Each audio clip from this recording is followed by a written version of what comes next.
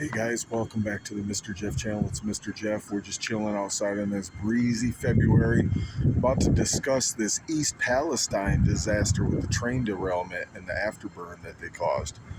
I had a lot of people asking me about, hey, can we go mushroom hunting? Are the mushrooms going to be safe in Pennsylvania this year? Check this out. I had to draw it up on the side of my truck like we do. So vinyl chloride, here's our little molecule diagram here. It's double bonded, two double bonded carbons, I should say. You got carbon carbon and a hydrogen. I don't write them on here, but hydrogen hydrogen hydrogen, and then the chlorine branching off here. It is considered a monomer. You'll see it written as VCM sometimes when they're speaking of vinyl chloride as its monomer.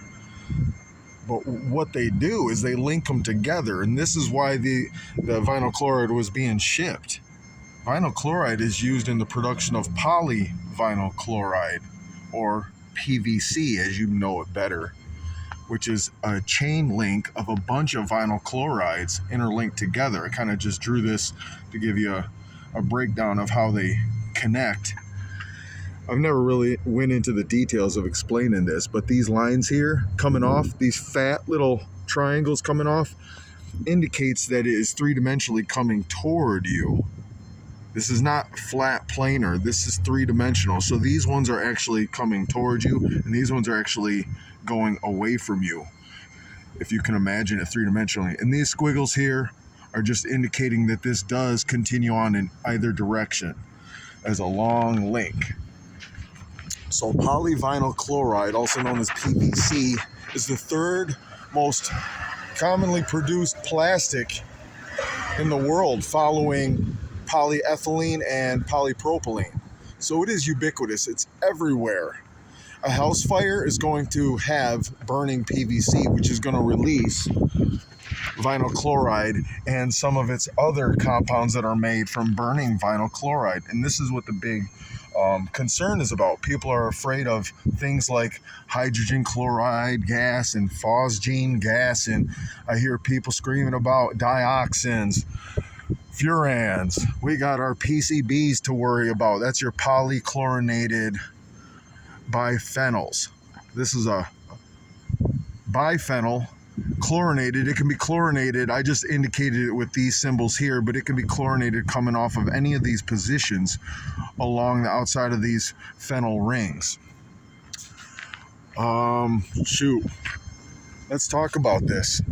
These chemicals here, actually I should say vinyl chloride, phosgene, hydrogen chloride,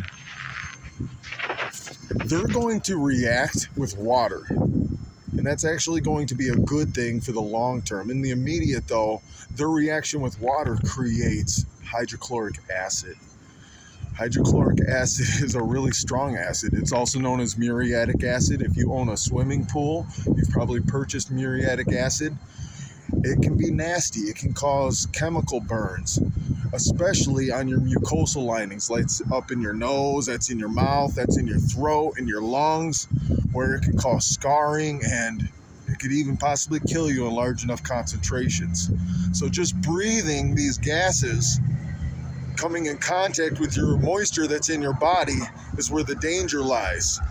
So best is to just get the heck out of there and get yourself away from these until they can dissipate and actually interact with water in the air or on the ground and turn into hydrochloric acid, where it assimilates with the rest of nature. That's actually a good thing compared to what the alternative could be. Just having vinyl chloride leak into nature, into our waterways, could have longer lasting effects. It could travel much farther before it has a chance to react and eventually get neutralized back into nature. So I guess I have to side with the decision to do a controlled burn, because when you control the burn, you know what disaster you are creating. When you don't control the burn, you don't have any idea where or when or how all of it's going to play out. And it could have disastrous effects that we wouldn't even have a clue, traveling all the way down to the Gulf of Mexico, perhaps through the Mississippi River Basin. So I actually think it was a good decision to burn the vinyl chloride. By burning it, you know where your demon that you're dealing with is, you know what's going on with it. And yeah, you're getting a lot of these toxins that are going up into the atmosphere, and they could travel for thousands of miles. But the dilution rate of putting it into the atmosphere, to take a grain of rice and put it into an Olympic swimming pool would pale in comparison to such dilution. It's actually a good thing in comparison. Now, of course, it's never a good thing to introduce these man-made pollutants into the environment just as a whole. But as a civilized society, as humans have gotten to the point where we don't even care anymore. We are on a mission to just do our thing as humans. We build buildings. We live in boxes. We drive around in boxes. We do everything in these man-made boxes and constructs that we have. And in order to have such conveniences and trappings of life, we went ahead and manipulated nature to our liking without thinking about the future ramifications of it. So we kind of have made the bed, and now we're lying in it, so to say.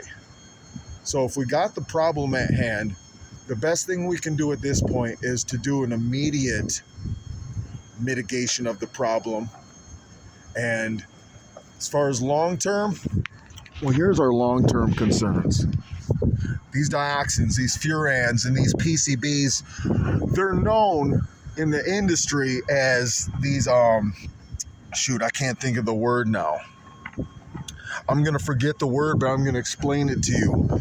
These things stick around for a long time. They don't necessarily just break down from heat or UV exposure like some of these other compounds that are formed.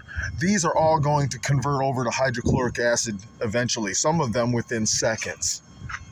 Whereas many of these could last for years, depending on where they end up. And that's where you have this thing called biomagnification. Biomagnification is when animals, plants, fungi, or living organisms, they take on these substances and they hang on to these substances.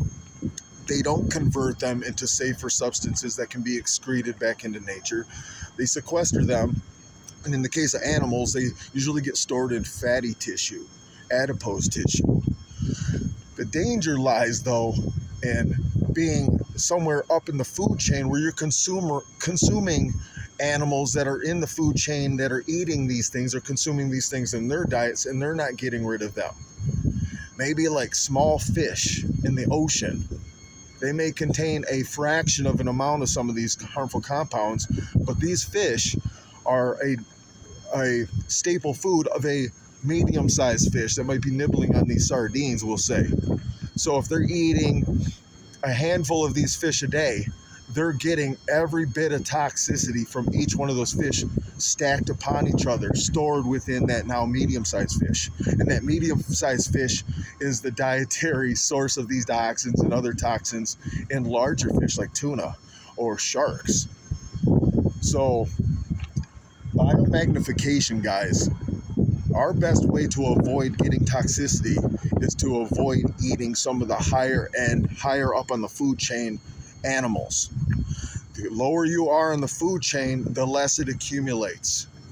So if you are concerned about getting toxins in your food, stay away from some of your larger, higher up on the food chain carnivorous animals or predatory animals, because they're going to store and have way more of these toxins. And that also goes for things like heavy metals too, like mercury and lead and cadmium. So keep that in mind. Look up biomagnification. I'm probably not going to talk much more about it, but what I really want to cover, because I'm a mushroom guy, is what mushrooms are going to do for us moving forward. Fungi have these amazing potent enzymes that can break down a lot of these compounds, including dioxin and the dioxin derivatives. They have already shown in research studies that there are species of fungi that can break those down into safer carbon compounds that can go back into nature. So yeah, they have ended up into the sky. They have traveled. They're probably floating over the air above me right now since that disaster has happened, sure. But I do know and trust that Earth and the biosphere here we will win. Humans are great at screwing this planet up, but this planet has a way of bouncing back, and it's going to take care of itself, guys. Did I cover everything I wanted to cover? I think I did. Hey, if there's other things I might have to touch on, hey, leave me a comment in the video. You know what to do, though. If you're new to my channel, go ahead and subscribe. We're doing this on the side of my Suburban. Eventually, this might get bigger. We might do this a whole lot better. But until then, we're going to keep growing this channel. And I appreciate everybody following along. This was Mr. Jeff. Thanks. I'll catch you next time. Peace.